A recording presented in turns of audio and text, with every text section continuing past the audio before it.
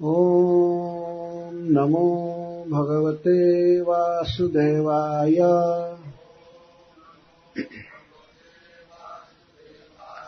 ॐ नमो भगवते वासुदेवाय।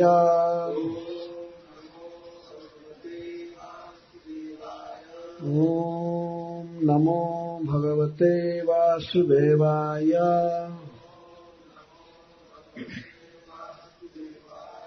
श्रीशुक उवाच कथितो वंशविस्तारो भवता सोमसूर्ययोः राज्ञां च भयवंश्यानाम् चरितं परमाद्भुतम्।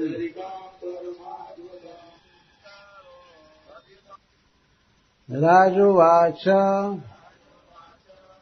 राजा परीक्षित ने कहा कथितः कहा गया वंश विस्तारः पुत्र पौत्र आदि वंश विस्तार भवता आपके द्वारा सोम सूर्ययोः सोम वंश और सूर्य वंश के राज्ञां राजाओं का च और उभय वंश्यानां दोनों वंशों के राजाओं का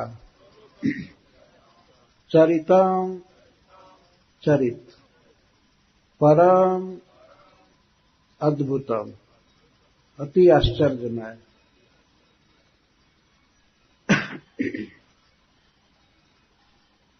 कृष्ण कथा की प्रस्तावना सुनकर महाराज परीक्षित बहुत प्रसन्न हुए। इस अमृत का आस्वादन करके वे और विस्तार से कृष्ण कथा सुनने के लिए सुखदेव गोस्वामी से आग्रह करते हैं। पहले के कहे हुए चरित्र को फिर से अनुवाद करके वे प्रश्न कर रहे हैं। कथितो वंश विस्तारो भवता सोम सूर्ययो। हे गुरुदेव, आपने सोम वंश और सूर्य वंश का विस्तार से वर्णन किया 9 स्कंध में। इसके साथ ही साथ दोनों वंश के विशिष्ट राजाओं का परम अद्भुत चरित्र भी आपने कहा। जैसे सोम वंश में महाराज पुरुरवा, नहुष महाराज, महाराज जजाति इत्यादि, और सूर्य वंश में महाराज इक्ष्वाकु और इंद्रवाह ककुत्स जिनको कहते हैं, और भी भगवान श्री राम आदि का चरित्र आपने कहा। राज्ञां च उभय वंश्यानां, उभय दोनों वंशों के राजाओं का परम अद्भुत चरित्र आपने सुनाया। और सोम वंश में, चंद्र वंश में उत्पन्न जदोश्च धर्मशीलस्य नितरां मनुष्योत्तम तत्रांसे नावतीर्णस्य विष्णुर्वीर्याणि संसना। इसके साथ ही साथ आपने महाराज जदु के वंश का भी विस्तार से वर्णन किया। और जदुवंश में जन्मे हुए राजाओं का चरित्र भी आपने कहा। इस वंश में भगवान ने जन्म लिया, जो सर्वव्यापक हैं, सबको जन्म दिए हैं। ऐसे प्रभु इस जदुवंश में अवतार लिए और अपने अंशों के साथ या अपने अंश श्री बलराम जी के साथ अवतार लेकर के जो जो चरित्र किए, कृपया उसको आप कहिए हो। 9 स्कंध में कुछ ही श्लोकों में 24वें अध्याय में सुखदेव गोस्वामी ने भगवान कृष्ण के चरित्र का अति संक्षेप में वर्णन किया है। उसी चरित्र को सुनने की लालसा से महाराज परीक्षित प्रश्न कर रहे हैं। अवतीर्ज जदोर्वंशे भगवान भूत भावना कृतवान यानि विश्वात्मा तानि नो वद विस्तरात्। ये प्रश्न है। अवतीर्ज जदोर्वंशे, जदु महाराज के वंश में अवतीर्ज अवतार लेकर के सर्वात्मा विश्वात्मा भूत भावन भगवान ने जो जो चरित किया उसको विस्तार से समझाइए। आपने थोड़े में कहा, मैं इसको विस्तार से सुनना चाहता हूं। अवतीर्ज जदोर्वंशे भगवान भूत भावन कृतवान यानि विश्वात्मा तानि नो वद विस्तरात्। न का अर्थ है अस्मभ्य, हम लोगों के प्रति, हम जो यहां बैठे हैं ये सभी आपसे श्री कृष्ण कथा सुनना चाहते हैं, तब विस्तार से वर्णन कीजिए। भगवान श्री कृष्ण के दो गुण यहां वे व्यक्त कर रहे हैं महाराज परीक्षित। एक तो भूत भावना और विश्वात्मा। भगवान श्रीहरि कृष्ण समस्त जीवों को जन्म दिए हैं। भूत का अर्थ होता है जीव और भावना का अर्थ होता है पालन करने वाले, जन्म देने वाले और जन्म दे करके उनको पोषने वाले। जितने भी जीव हैं इस प्राकृत जगत में और इसके साथ ही साथ वैकुंठ में, सबका पालन भगवान करते हैं। इसलिए उनको भूत भावना कहते हैं। भूतानि भावयति पालयति स भूत भावना। सभी जीवों का पालन करें उनको भूत भावन कहते हैं। आप इस संसार में देख रहे हैं और सुन रहे हैं, अनेक जीव हैं, 84 लाख प्रकार की योनियां हैं और एक एक योनि में असंख्य जीव हैं। उनकी संख्या नहीं बताई जा सकती। और सभी जीवों के आवास, भोजन, हवा, पानी, वस्त्र और जीवन की जो भी आवश्यकता है वो भगवान दे रहे हैं। कोई व्यक्ति अपना या दूसरे का पालन नहीं कर सकता है। जो अपना ही नहीं कर पाएगा तो दूसरे का क्या करेगा। इसको समझा जा सकता है कि जब व्यक्ति का जन्म होता है तो खाली हाथ आता है, मां के गर्भ से प्रकट होता है, जन्म लेता है, तो उसके पास कुछ भी नहीं होता है। क्या वो अपने साथ घर लेकर के जन्म लेता है? न घर रहता है, न कपड़ा रहता है, न जूता, न चश्मा, कुछ नहीं रहता है कि नहीं। खाली हाथ आते हैं, ऐसे नंग धड़ंग, कुछ भी नहीं रहता।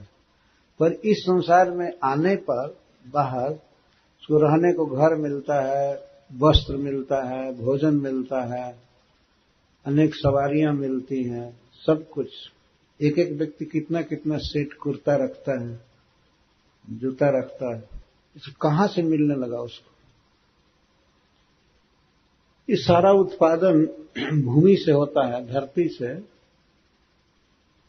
भगवान की शक्ति जीव इसको रूपांतरित करते हैं, वो भी भगवान ही करते हैं। जीवों में वो शक्ति देते हैं ये सब करने की, कल कारखाना चलाने की, खेती करने की और सब। तो अन्न होता है, वस्त्र होता है, जीवन की अन्य आवश्यकताएं हैं, उसकी पूर्ति होती है। जैसे सीमेंट बनता है। सीमेंट कहां से आता है? एक विशेष प्रकार के पत्थर को पीस करके उसमें और कुछ डाल करके सीमेंट बनता है। पर सीमेंट बनता है जब ऑलरेडी भगवान ने पहले से ही पत्थर बनाए हैं तब। मशीन बनाने के लिए जो लोहा लगता है वो भी भगवान बनाए। सीमेंट का कारखाना चलाने वाला व्यक्ति कोई अपने पेट से सीमेंट नहीं निकालता है ना। बाहर सब भगवान बनाए हैं, उसी को पीस पास करके सीमेंट बनाते हैं। ईंट तो देख ही रहे हैं, सब धरती से ईंट बनता है और अग्नि भगवान की शक्ति है, उसमें पकाया जाता है। तो ईंट, पत्थर, सीमेंट, लोहा, जो भी चीज है, प्लास्टिक वगैरह, सब भगवान दे रहे हैं, कोई नहीं बना रहा है। यदि भगवान ये सब चीजें न दें और भगवान बुद्धि न दें, भगवान सब वस्तुएं न दें, तो इनको बनाया नहीं जा सकता। यदि घर कहीं भी बना है संसार में, तो वास्तव में भगवान कृष्ण दे रहे हैं, ये भगवान का उत्पादन। भूमि रापो नलो वायु खन मनोबुद्धिरेव च अहंकार इतियम में भिन्ना प्रकृति रष्टधा। ये भगवान की शक्ति है। कोई क्लेम नहीं कर सकता है कि मैं भूमि बनाया हूं, मैं सब पानी बनाया हूं, मैं आकाश बनाया, अग्नि बनाया, वायु बनाया। पर भगवान गीता में कहते हैं मैं सबका क्रिएटर, मैं बनाया हूं, मेरी शक्ति है। भूमि रापो नलो वायु खम मनो बुद्धिरेव च अहंकार इतियम में भिन्ना प्रकृति रष्टधा। ये 8 प्रकार की जो मेरी भिन्ना प्रकृति है, बहिरंगा शक्ति, इसका स्वामी मैं हूं, मैं सब कुछ दे रहा हूं। गतिर भरता प्रभु साक्षी निवास शरणम से प्रभव प्रलय स्थानम निधानम बीजमव्यम। मैं सबका भरतार हूं, भरण करने वाला, मैं सबका गंतव्य स्थान हूं, मैं सबको पोष रहा हूं, सबका सुहृद हूं इत्यादि। तो महाराज परीक्षित भगवान श्री कृष्ण को कह रहे हैं भूत भावना, सभी जीवों का पालन करते हैं भगवान। और इस जगत में अवतार लेकर के जीवों को भाववंती करोति इति भूत भावना, सबको भाव देते हैं, प्रेम देते हैं।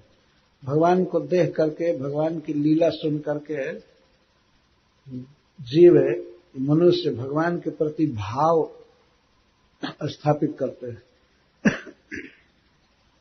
भाव, तो जो भाव को बढ़ावे, प्रेम को बढ़ावे अपने प्रति, उसको भूत भावना का। भगवान का इस जगत में अवतार लेना बहुत ही उपादेय है। जब तक अपने को प्रकट न करें, लीला न करें, तो उनसे कोई प्रेम नहीं करेगा। तो वे भूत भावन है, सर्वदा जीवों की देख रेख करते हैं, उनका भाव बढ़ाना चाहते हैं, उनका प्रेम बढ़ाना चाहते हैं, करते रहते हैं। इसके साथ ही साथ श्री कृष्ण का एक और गुण महाराज परीक्षित बता रहे हैं, विश्वात्मा। वे विश्व के अंतर्जामी हैं, सबके बारे में सब कुछ जानते हैं, भूत भविष्य वर्तमान, सबके आत्मा है, सबके देह में है। अहम आत्मा गुडाकेश सर्वभूता से अस्थित, सभी जीवों के हृदय में है, मनुष्यों के, पशुओं के, कीट पतंग के, देवताओं के हृदय में, सबके हृदय में, और सबको ज्ञान देते हैं। सर्वस्व चाहम हृदय सन्निविष्ट मत्तः स्मृति ज्ञानम अपहरणम। भगवान गीता में कहते हैं मैं सबके हृदय में हूं और मैं सबको ज्ञान देता हूं, स्मृति देता हूं और विस्मृति भी मैं देता हूं। तो मुझसे सब कुछ आता है, मैं सब कुछ देता हूं, सबका ज्ञाता हूं। इसी का अनुवाद कर रहे हैं महाराज परीक्षित। भगवान विश्वात्मा है, भगवान भूत भावन है। ऐसे प्रभु जदुवंश में अवतार लेकर के यानी कृतवान तानी बद, जो जो लीला किए वो हमें सुनाइए और विस्तार से सुनाइए। महाराज परीक्षित को केवल अब 3 दिन जीना है, ये 3.5 दिन। चतुर्थे कृष्ण जन्मनि। भागवत में जब 7 दिन का क्रम बांटा गया है तो कहा गया कि चतुर्थ दिवस के अंत में कृष्ण जन्म आना चाहिए। 3य अध्याय 10वां स्कंद। तो 7 दिन में 4 दिन लगभग उनका बीत चुका है।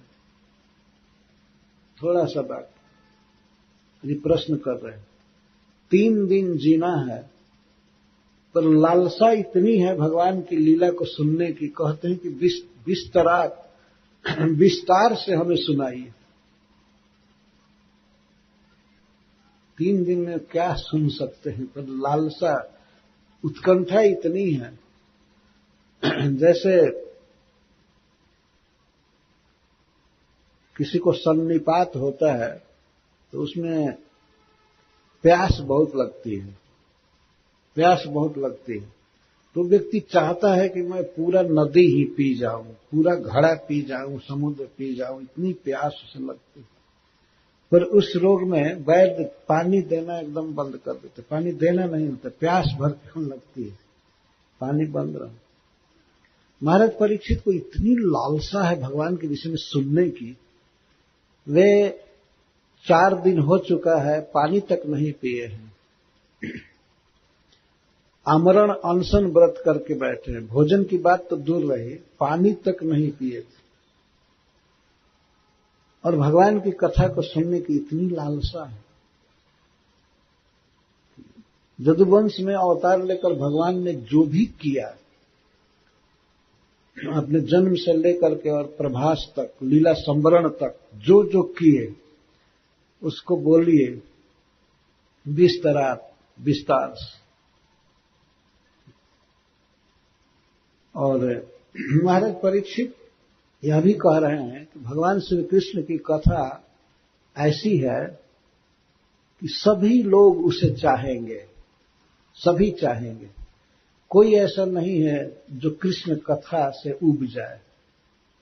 इस संसार में 3 प्रकार के मनुष्य होते हैं, तो उनका वर्गीकरण किया गया है। एक होते हैं मुक्त, और दूसरे मुमुक्षु, और तीसरे विषयी। इन तीनों के विषय में महाराज परीक्षित कह रहे हैं कि तीनों कृष्ण कथा को पसंद करते हैं। कौन कृष्ण कथा से विरत हो सकता है? निवृत्त तरसैरुपगीयमानात् भवौ सदा श्रोत्र मनोभिरामात् क उत्तम श्लोक गुणानुवादात् पुमान् विरज्येत बिना पशुघ्नात्। ऐसा कौन व्यक्ति होगा जो भगवान की कथा से विरक्त हो जाए, ये कह दे कि अब तो बहुत हो गया, अब क्या सुनना है, ऐसा कोई नहीं। निवृत्त तरसैर उपगीयमानात्, जो मुक्त पुरुष हैं, माया के विकारों से, काम, क्रोध, लोभ, मद, मोह, मात्सर्य आदि से मुक्त हो चुके हैं, जिन्हें संसार का कोई भोग नहीं चाहिए, कोई चिंतन तक नहीं होता है, संसार के रूप, रस, गंध आदि को नहीं चाहते, मुक्त हो गए हैं। ऐसे मनुष्यों का, पुरुषों का मन रमता है भगवान में, उनको मुक्त कहते हैं, जिनको कोई भोग मोक्ष की कामना नहीं है। मोक्ष तो वो चाहता है ना कि जो मुक्ति नहीं पाया है, जो नहीं छूटा है, वो मुक्ति चाहेगा। जैसे कोई जेल में है तो जेल से मुक्ति चाहेगा, हम जेल से छूट जाए। जो जेल में है ही नहीं, वो क्या जेल से छूटना चाहेगा? उसको मुक्त कहते हैं। प्रकृति के बंधन से, राग द्वेष आदि से पूर्ण मुक्त है। तो ऐसे महान पुरुष भगवान की लीलाओं को निरंतर गाते रहते हैं, सुनते रहते हैं। उनके जीवन का यह आनंद है, और भोगों की कोई लालसा नहीं। न उन्हें कोई स्वर्ग का सुख चाहिए, न इस पृथ्वी का सुख, किसी भोग में उनकी कोई रुचि नहीं है, लेकिन उनकी परम आसक्ति है भगवान के लीला वर्णन में और श्रवण में। प्राणेण मुनयो राजन निवृत्ता विधि सेधतः निर्गुणस्था रमन्ते स्म गुणानुकथने हरे। सुखदेव गोस्वामी का ही ये उद्गार है कि जो नैर्गुण्य में है, प्रकृति के गुणों से पार हैं, ऐसे आत्मा रामगण भगवान हरि के गुणानुकथन में ही रमते रहते हैं। यही उनका आनंद है। संसार का कोई भोग जिनको नहीं खींच सकता, वे भी भगवान के लीलाओं के प्रति पूर्ण आसक्त रहते। इसका अर्थ है कि संसार का सारा सुख एक तरफ रखा जाए और भगवान के लीला कथा का सुख सुनने और कहने का, इसके बराबर कभी भी नहीं हो सकता। यहां तक कि मुक्ति का आनंद, ब्रह्मानंद भी इसके आगे बिल्कुल तुच्छ है। जो सुख हो तो गोपाल ही गाए। जो सुख है कृष्ण को गाने में, कृष्ण की लीला गाने में मिलता है, वो सुख कोई भी जप तप करने से नहीं होता है। कोटिक तीर्थ नहाए, सूरदास जी को, करोड़ों तीर्थों में स्नान कोई करे, जप करे, तप करे, कुछ करे, जो सुख गोपाल की लीला गाने में मिलता है कभी नहीं मिलता। एक पद है ऐसा बहुत विस्तार से, सबसे बड़ा सुख, सबसे बड़ा आनंद है भगवान की लीलाओं को गाने में और वर्णन सुनने में। रमनते गुणानुकथने हरे, हरि के गुणानुकथन में रमते रहते। तो महाराज परीक्षित कह रहे हैं कि जिनके जीवन में कोई तरस नहीं है, कोई तृष्णा नहीं है, प्यास नहीं है, ये है मुक्त पुरुष, जिनको और किसी चीज की तृषा नहीं, वासना नहीं, वे भगवान की लीलाओं के प्रति परम वासना रखते हैं। निवृत्त तरस है उपगीय माना, उपकार है अधिक्य न, उपगीय माना, निरंतर वर्णन करते रहते हैं, गाते रहते हैं, श्रवण करते रहते हैं। यही उनका आनंद है, यही उनका सुख है। कथयंत समाम नित्यम तुष्यंति च रमंति च, यही उनका सुख है और इसी में रमते हैं। स्वाभाविक काम उनके लिए यही है, भगवान की कथा में, कीर्तन में रहना, गान करना, श्रवण करना। तो इस संसार में 99% से भी ज्यादा ऐसे मनुष्य हैं जिनको तरस है, प्यास है, किसी चीज की वासना में पड़े हुए, हमको ये मिले, हमको ये मिले, ये मिले, ये मिले।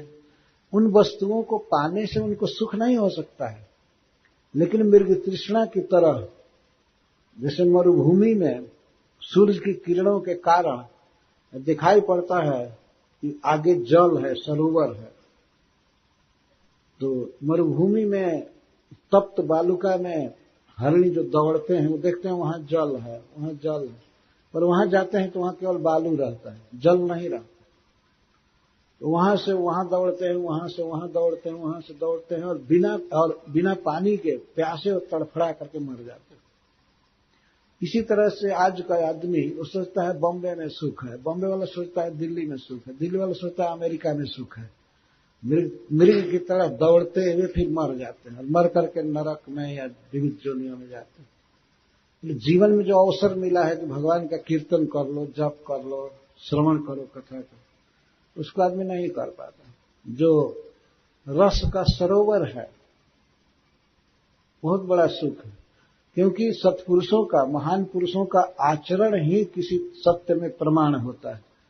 जब बड़े बड़े मुक्त पुरुष भगवान की लीला कथा में ही रहते हैं, तो इसका अर्थ है कि यही जीवन का लक्ष्य है, इसी में वास्तव में सुख।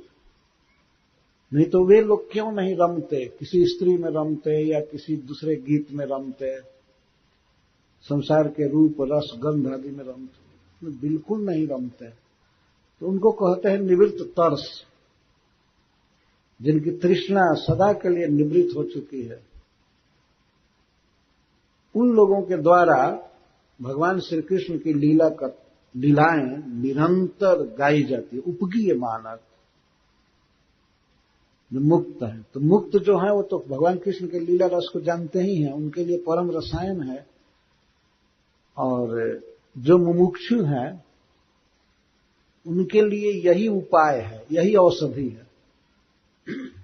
मुमुक्षु का अर्थ है जो छूटना चाहते हैं, जो राग रोष या द्वेष क्रोध, मद, मोह आदि दोषों से मुक्त होना चाहते हैं, संसार का भोग छूट नहीं पाया है पर छूटना चाहते हैं, जो मुक्त होना चाहें इन दोषों से, उनको मुमुक्षु कहते हैं। जैसे कोई व्यक्ति किसी रोग से विकल है, तो रोग के दुख से मुक्त होना चाहे तो उसके लिए कुछ उपाय होता है, कुछ औषधि होती है, वैद्य लोग उसे देते हैं, इस औषधि से आपका रोग चला जाएगा। जैसे मान लीजिए किसी को ज्वर है तो कोई औषधि दी जाती है तो ज्वर शांत हो जाता है, तो फिर नॉर्मल कंडीशन में होता है। तो कुछ ऐसे साधक हैं, सिद्धों की तो बात कह दी गई, और कुछ ऐसे साधक हैं जो चाहते हैं कि उनका मन पूर्ण रूप से भगवान में लग जाए और भोगों की वासना आदि पूरी चली जाए, उनको मुमुक्षु कहते हैं।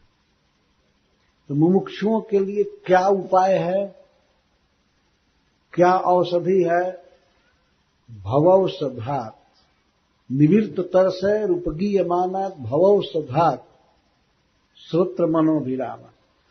भव की, जन्म मरण की, या जितने भी जीवन के दोष हैं, राग, द्वेष, मद, अभिमान, ईर्ष्या, जो भी है, ये सब एक रोग की तरह है। इनकी दवा क्या है शांत करने की? भगवान का उत्तम श्लोक का कीर्तन, गुणानुवाद।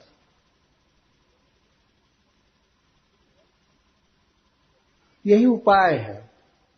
संसार में देखा जाता है कि कई लोग योगी होते हैं, साधक होते हैं, और अपने तरह से कुछ न कुछ उपाय करते रहते हैं कि हम मुक्त हो जाए, हम सुखी हो जाए, हमारा मन भगवान में लग जाए, पूरा पूरा उपाय करते हैं।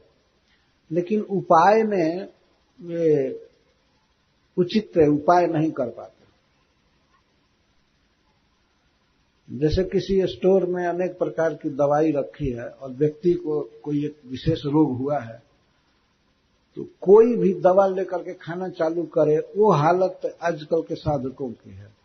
कोई भी दवा, क्योंकि दवाई रखी हुई है, तो हो सकता है कि ज्वर बढ़ाने वाला दवा भी खा ले।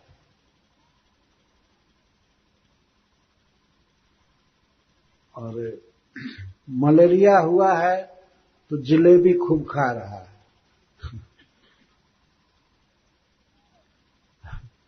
मैंने एक गीत सुना था भोजपुरी में, कोई गा रहा है कि आग लागे बजर परो मेला कोइला के, धैले बा मलेरिया जिलेबी खैला के।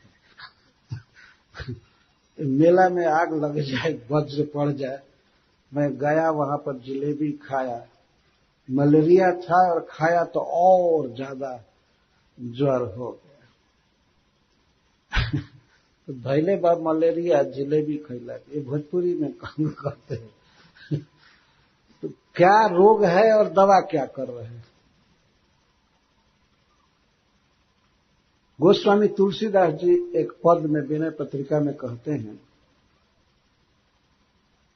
क्या उपाय है भवरोग से छूटने का? वो कहते एक ही उपाय है, राम राम राम जपो, बस।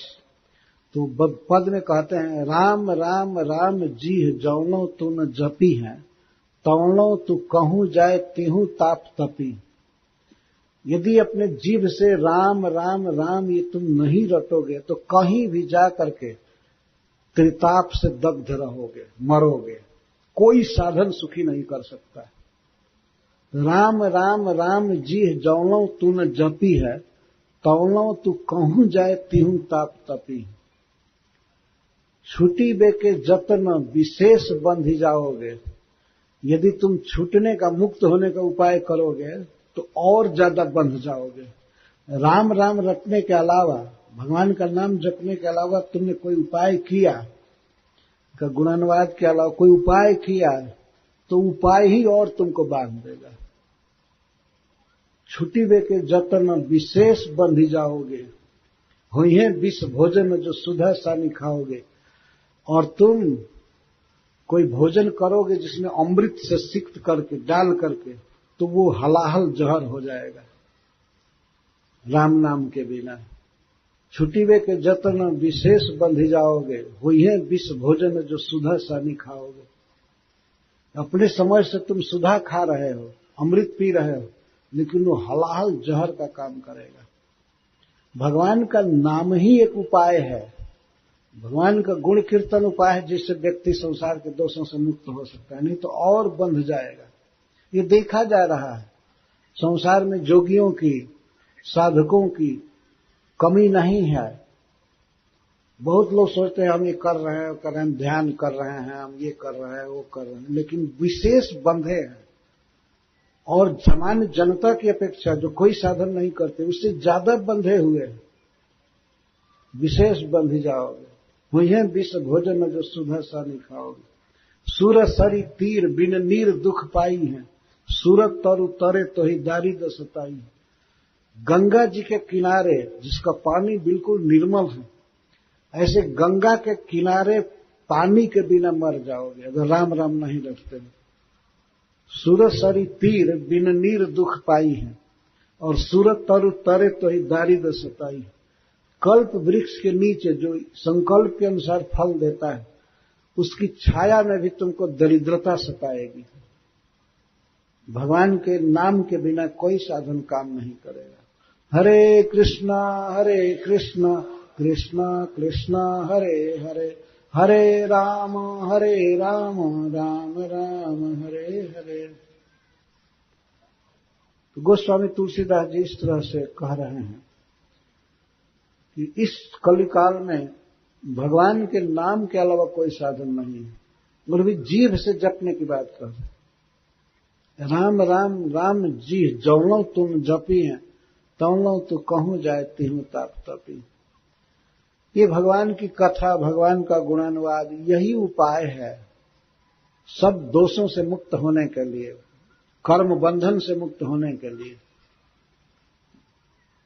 तो जो साधक हैं, साधना कर रहे हैं, चाहते हैं कि हम मुक्त हो जाए, तो उनको यही साधना करनी चाहिए कि भगवान के गुणों का कीर्तन करना चाहिए। इसके अलावा कोई साधन नहीं है, यही उपाय है। और विषयी लोगों के लिए यही परम विषय है। विषयी उसको कहते हैं जो रूप रस गंध आदि में आसक्त है, संसार के भोगों में आसक्त है, इंद्रियों के विषयों से जिनको बड़ा प्रेम है। वो कुछ बात सुनना चाहते हैं। जैसे विषयी लोगों को देखा जाता है कि वे इस बात को ज्यादा पसंद करते हैं कि कोई लड़का किसी लड़की में आसक्त है और दोनों मिलना चाहते हैं। अनेक उपन्यास हैं, अनेक पत्र पत्रिका है, और अखबार में भी कुछ सेक्शन आता है जिसमें यही सब वर्णन है। चाहते हैं कि हमको ऐसी चीज सुनने को मिले, और विशेष करके विवाह के नियमों से विपरीत स्वच्छंद रिलेशन चाहते हैं। अगर वो ऐसी बात सुनते हैं या पढ़ते हैं तो उनको बहुत अच्छा लगता है। राजनीति की बात पढ़ते हैं तो उनको अच्छा लगता है। कहीं बैठे हैं गांव में और चर्चा दिल्ली की करते रहते हैं, लगता है कि यही संसद में बैठे हैं, ये हो रहा है, वो हो रहा है, वो हो रहा है। अरे अपनी पोजीशन तो देखो क्या हो। लेकिन ये पसंद पड़ता है, राजनीति की चर्चा करते हैं और समाज की भी चर्चा करते हैं, अर्थ की भी चर्चा करते हैं। वो इतना धनी है, वैसे धन कमा रहा है, ये कर रहा है, वो कर रहा है। और लंपटता, स्त्री पुरुष के आकर्षण को भी खूब सुनना चाहते हैं, देखना चाहते हैं। तो भगवान श्री कृष्ण की लीला ऐसी दिव्य है कि उसमें ये सब विषय हैं। राजनीति की बात करनी है तो सबसे सुंदर राजनीति महाभारत में है, उसको पढ़ना चाहिए। बहुत सुंदर राजनीति है। और ऐसे राज्य की स्थापना हुई कौरव पक्ष को हरा करके कि जिस राज्य की तुलना भगवान श्री राम के राज्य से की जाती। दो ही राज्य स्थापित हुए इस पृथ्वी पर, परम सुखमय राज्य, राम राज्य और युधिष्ठिर राज्य। दो उदाहरण माने जाते हैं। तो भारतवर्ष में कई लोग चाहते हैं कि राम राज्य आ जाए, चाहते हैं, प्रयास करते हैं राम राज्य आ जाए, लेकिन वो मूर्खता के कारण ये चाहते हैं कि राम के बिना राम राज्य आवे, राम राज्य माइनस राम। ये कैसे होगा? राम के बिना राम राज्य कैसे हो सकता है? राम को लाया जाए, राम राज्य अपने आप आ जाएगा। तो लाएंगे रावण को और चाहेंगे कि राम राज्य आ जाए, ये कैसे हो सकता है? रावण जो सबसे बड़ा गुंडा था, दूषित कर्म करने वाला, सीता का हरण किया था, चाहते हैं ऐसा व्यक्ति आवे, राम राज होना चाहिए, राम राज होना चाहिए। राम राज लाने के लिए राम को लाना होगा। अपने जीवन में, अपने हृदय में, अपने वाणी पर सब जगह राम होना चाहिए। भगवान राम का मंदिर होना चाहिए सब जगह। राम आएंगे तो अपने आप राम राज आ जाएगा। तो भगवान राम के राज्य की तरह महाराज युधिष्ठिर का राज्य था। वास्तव में राज्य वो कृष्ण राज्य था, लेकिन भगवान यदुवंश में जन्म लिए थे तो महाराज जजाति ने शाप दे दिया था यदु महाराज को कि तुम राजा नहीं हो सकते। इसलिए भगवान सिंहासन नहीं स्वीकार कर रहे। यहां तक कि कंस का वध किए तो उन्होंने उग्रसेन जी को राजा बनाया, स्वयं नहीं राजा बनाया। उनके सामने हाथ जोड़कर खड़े रहते थे कि हे देव, कुछ आज्ञा दीजिए, मैं आपकी क्या सेवा करूं। उद्धव जी विदुर जी से बात करके कहते हैं कि भगवान जब हाथ जोड़ करके उग्रसेन जी से कहते थे कि मैं आपकी क्या सेवा करूं, उस दृश्य का स्मरण करके हमारे जैसे सेवकों को बहुत ग्लानि होती है। हम जिनके सेवक हैं, ब्रह्मा जी, शिव जी जिनके सेवक हैं, वे प्रभु उग्रसेन जी के सामने खड़े होते। इसलिए उन्होंने राज्य नहीं लिया, परंतु उन्होंने युधिष्ठिर को राजा बनाया हस्तिनापुर। तो महाराज युधिष्ठिर का राज्य बहुत सुखमय राज्य था। इसका वर्णन प्रथम स्कंद भागवत में किया गया है। नाधयो व्याधय कश्चित्, किसी को कोई मानसिक चिंता कभी नहीं हुई, टेंशन कभी नहीं हुआ, और शरीर में कोई रोग नहीं हुआ किसी को भी। ये शुद्ध गोस्वामी वर्णन करते हैं। और सभी अपने धर्म में थे। जैसे रामचरितमानस में वर्णन है कि सभी अपने धर्म में रहते थे। एक पत्नी व्रत सब सुंदर सब विरुज शरीरा, ये पाइए याद नहीं हमको सब। हाँ, सब सुंदर सब विरुज शरीरा, सभी सुंदर थे, सभी बिना रोग के शरीर। और यहां तक कि प्रकृति इतना सुंदर व्यवस्था करती थी कि मांगे बारिद देहि जल रामचंद्र के राज। अपनी इच्छा के अनुसार, किसानों की इच्छा के अनुसार जलद मेघ बरसाते थे। एक बार एक व्यक्ति ने हमसे पूछा कि अलग अलग किसान जो चाहते थे तो उनके खेत में पानी बरसता था। नहीं, यह बात नहीं है। एक समवेत देख लेते थे कि इस समय पानी की जरूरत है तो होता था पानी, नहीं जरूरत है तो नहीं। जैसे इस समय फसल की कटनी हो रही है तो कोई पानी की जरूरत नहीं, पर गेहूं आदि के लिए जरूरत होती है तो उसके अनुसार वो दे देते थे बादल। मांगे बारिद देहि जल रामचंद्र के राज। और रवि तप जितने ही काज, सूर्य का प्रकाश उतना ही आता था जितना चाहिए। यह नहीं कि हाय हाय हाय हाय करने लगे और इसके बाद फिर जाड़ हाय हाय हाय हाय। ऐसा कभी नहीं होता था भगवान के राज्य में। चंद्रमा उतना ही प्रकाश देते थे जितना चाहिए, सूर्य भी उतना ताप देते थे जितना चाहिए। गोस्वामी तुलसीदास जी यहां तक कहते हैं भगवान का राज्य इतना आनंदमय था, भगवान राम का, कि दंड नाम की कोई चीज ही नहीं थी। दंड था बस एक ही, दंड जतिन कर। सन्यासियों के हाथ में केवल दंड रह गया था और वहां कोई अपराध करता ही नहीं था, इसलिए दंड का कोई प्रश्न नहीं था। दंड जतिन कर भेद जहां नर्तक नृत्य समाज, और भेद शब्द नहीं था। कोई किसी से घृणा नहीं करता था, सब प्रेम करते। सब नर कर ही परस्पर प्रीति, सभी मनुष्य आपस में प्रेम करते थे, भेद नहीं था। भेद एक ही जगह था, वो नाचने गाने वालों में ताल स्वर आदि का भेद, भेद शब्द वही प्रयुक्त होता था। दंड जतिन कर भेद जहां नर्तक नृत्य समाज, मांगे बारिद देहि जल रामचंद्र के राज। बहुत सुखमय राज था, और यह कोई कल्पना नहीं है, यह सत्य है।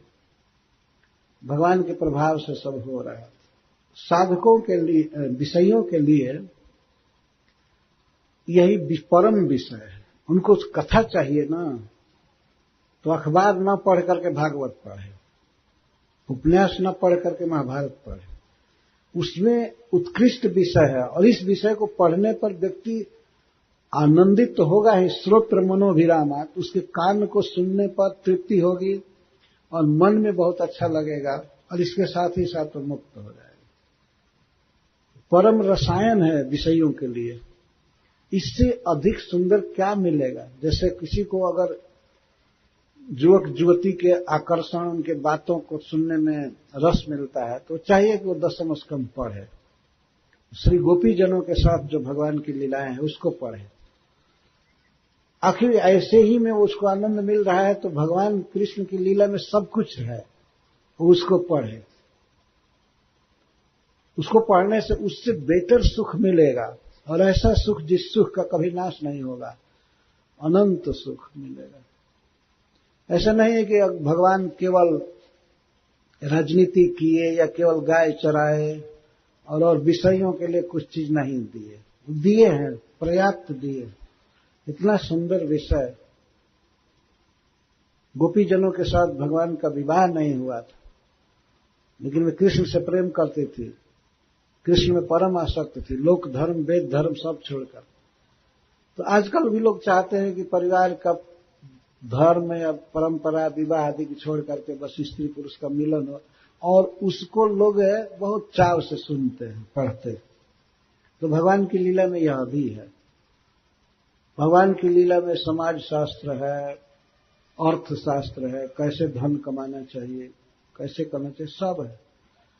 और यदि किसी की गृहस्थी के विषय में सुनना हो, स्त्री पुरुष को कैसे रहना चाहिए, कैसे धन कमाना, कैसे बाल बच्चा पैदा करना और विवाह, वो भगवान कृष्ण की लीला में, द्वारका लीला में पर्याप्त है, देखा जा सकता है। और राजनीति तो वैसी कोई कर ही नहीं सकता है जो भगवान ने किया। अद्भुत तरीके हैं भगवान के, अद्भुत उनकी लीला है। वे महाराज युधिष्ठिर को राजा बना ही दिए। कहे थे पहले अपनी बुआ से, कुंती से, कि मैं इन पांचों को लेकर जैसे जा रहा हूं कुरुक्षेत्र, मैं लेकर के तुम्हारे चरणों में इनको सौंपूंगा, और वही हुआ। और राजनीति माने राजा की नीति, इसलिए नहीं कि केवल वोट लड़ करके हम कुछ पद पर हो जाए। वास्तव में जनता को सुखी करने की होड़ थी महाराज युधिष्ठिर में। अर्जुन चिंता कर रहे थे कि युद्ध के बाद स्त्रियों की रक्षा करने वाला कोई नहीं रहेगा, सब युवक सैनिक युद्ध में मारे जाएंगे, तो उनकी स्त्रियां भ्रष्ट हो जाएंगी और बल संकट उत्पन्न होंगे। लेकिन ऐसा एक भी कांड नहीं हुआ युद्ध के बाद महाराज युधिष्ठिर के शासन काल में, एक भी नहीं। सभी लोग सुखी थे। जो विधवा स्त्रियां थी वे यही भावना करती थी कि वो अपने पति के साथ, उनको जो सुख चाहिए, जो धर्म का पालन, जो कुछ महाराज युधिष्ठिर सब व्यवस्था किए थे। अर्जुन रो रहे थे, गीता के पहले अध्याय में आप लोग पढ़ते हैं, कितना रो रहे थे, चिंता कर रहे थे स्त्रियों के विषय में और पितरों के विषय में। लुप्त पिंडोदक क्रिया, पितर नरक में गिर जाएंगे, ये हो जाएगा, वो हो जाएगा, कुछ भी नहीं हुआ। यह यहाँ कही जा रही बात कि भगवान श्री कृष्ण की लीलाओं में सारे विषय हैं, सारे विषयों को उन्होंने कवर किया है और केवल सुनने मात्र से परम आनंद भी मिलता है कान को और मन को, और इसके साथ साथ भगवान में प्रेम बढ़ता है और जीवन के सारे दोष नष्ट हो जाते हैं। इसीलिए महाराज परीक्षित कहते हैं कि श्रोत्र मनोभिरामात्, श्री कृष्ण की लीलाएं श्रोत्र कर्णों को और मन को अभिरामात् परम सुख देती है। कान और मन रम जाते हैं भगवान कृष्ण की लीला में, विषयों के भी। आज भी देखा जाए तो वास्तव में संसार में सामान्य जनता के हृदय को अगर किसी की लीला ने आकृष्ट किया है तो भगवान श्री कृष्ण की लीला ने सर्वाधिक आकृष्ट किया है। विषयों में फंसे हुए लोग, तो जब से टेलीविजन हो गया तब से तो लोग अब सुनते नहीं, उनको मौका नहीं मिलता है। तो पहले सुखसागर या महाभारत की कथाएं होती थी, तो लोगों की बहुत रुचि है और लोक मंगल के लिए भगवान श्री राम की लीलाएं, भगवान श्री राम जन जन के कान में प्रविष्ट हैं, उनके हृदय में प्रविष्ट।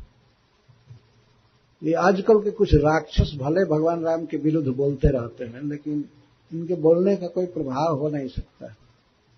भगवान का इतना चरित्र निर्मल है। भगवान श्री राम सबके हृदय सिंहासन पर अधिकार किए हुए, और गोस्वामी तुलसीदास जी ने लोक भाषा में उनका चरित्र लिखा, रामचरितमानस। इसके चलते भगवान और भी जनता के हृदय में धसे हुए हैं। तो इसे सुनना चाहिए। विषयों के लिए भी ये परम आनंददायक है, मुमुक्षुओं के लिए, साधकों के लिए ये परम उपाय है, और मुक्त जनों के लिए तो ये परम स्वादिष्ट रसायन है, और किसी में रस नहीं लेते। तो ऐसे भगवान श्री कृष्ण की लीला से कौन विरत हो सकता है? कौत्तम श्लोक गुणानुवाद पुमान विरज्यत बिना पशुघ्ना। कौन विरत हो सकता है भगवान की कथा से? केवल कसाई को छोड़ करके और कोई विरत नहीं हो सकता। पशुघ्न, बूचर, पशु की हत्या करने वाला होता है। पशु के हत्यारे को छोड़ करके, अथवा अपशुघ्न, अपगता सुख जस्मात् स अपशु। आत्मा में, जीव में शोक नहीं है, वो देह के संबंध से शोक करता है। तो शोक जिससे चला गया नहीं है सदा के लिए, उसको अपशु कहते हैं, आत्मा। तो इसका अर्थ घ्न, आत्मघाती के अलावा कौन ऐसा है जो भगवान कृष्ण की लीला से प्रेम नहीं करेगा? अपशुघ्न या पशुघ्न दोनों अर्थ हो सकते हैं। पशुओं की हत्या करने वाला व्यक्ति हो सकता है कि भगवान की कथा से प्रेम न करे, या जो आत्मघाती है, जो आत्मा के स्वभाव को नहीं समझा, आत्मा का हनन कर रहा है, वो हो सकता है कि भगवान की कथा न सुने। तो जो भगवान की कथा को नहीं सुनते हैं, नहीं गाते हैं, वे अपनी हत्या कर रहे हैं, जीवन को सदा से दुख में रखेंगे, आगे भी अधोगति में जाएंगे। जीवन में सुख के लिए, आत्मा के वास्तविक हित के लिए कृष्ण कथा ही उपाय है। तो महाराज परीक्षित कह रहे हैं, कौन ऐसा है जो भगवान की कथा से विरत हो जाए? केवल आत्मघाती या बूचर को छोड़ करके और कोई भी विमुख नहीं हो सकता। सबके लिए कृष्ण कथा परम उपादेय है। इसके बाद महाराज परीक्षित कहते हैं, अब अपने परिवार के साथ, अपने दादा के साथ भगवान का जो संबंध था, महाराज युधिष्ठिर, भीमसेन, अर्जुन आदि के प्रति, उसकी याद कर रहे हैं। भगवान हमारे कुल के सर्वस्व हैं, इष्ट हैं, उनकी कथा तो मेरे लिए अवश्य ही श्रवणीय। पितामह में समरे, क्या है, पितामह में समरे मरंजय देवा व्रताद्यातिरथैस्तिमिंगलैः दुरत्ययम् कौरव सैन्य सागरम् कृत्वा तरन् वत्स पदम् स्म जत्प्लवः। सुखदेव गोस्वामी से महाराज परीक्षित कह रहे हैं कि मैं पितामह, मम पितामह, हमारे पितामह गण 5 भाई युधिष्ठिर महाराज, भीमसेन, अर्जुन, नकुल और सहदेव, ये इनके पितामह।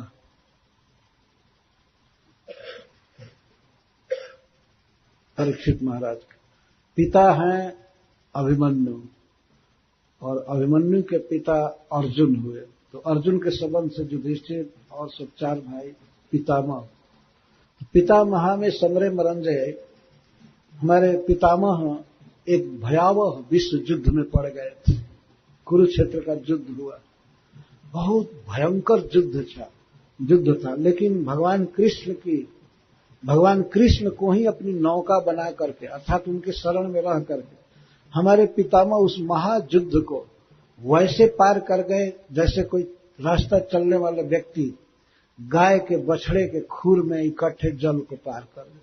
गोवत्स पदम,